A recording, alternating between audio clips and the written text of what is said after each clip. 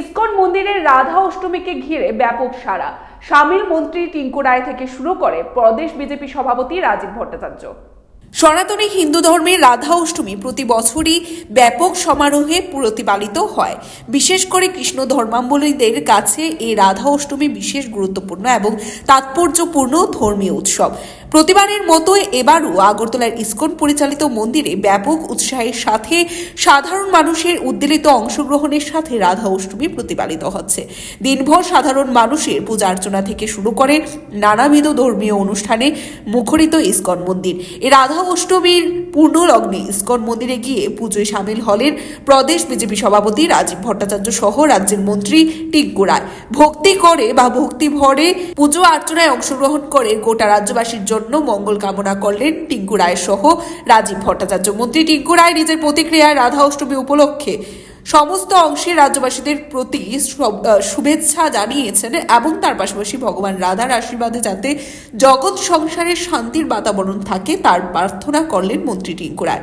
আজকে ইসকন মন্দির দ্বারা আয়োজিত আমাদের রাধা অষ্টমী যে পূর্ণ দিনে ওনারা এখানে রাধা অষ্টমী পালন করার জন্য উদ্যোগ গ্রহণ করেছেন এবং রাজ্যবাসীর সকলের যাতে মঙ্গল হয় সেই মঙ্গল কামনা করে এখানে প্রার্থনা সভার আয়োজন করা হয়েছে।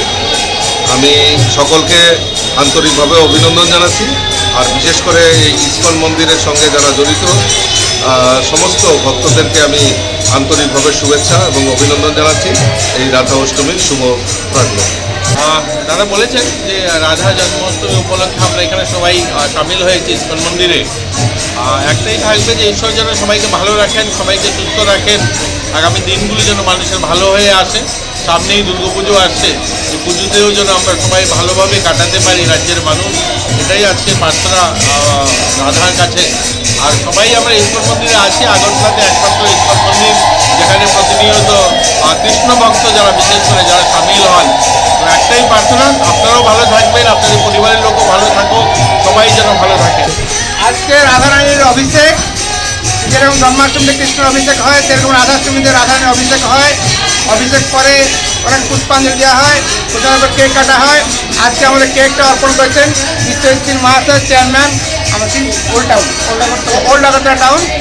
আর ওনার কেক আজকে সবাইকে বিতরণ করা হবে, তাই সবাই অনেক আশীর্বাদ করুন যে ভবিষ্যতে ওনার পরিবার সবাই সুখে থাকুক আর প্রচার করুন। Report Tripura news 8।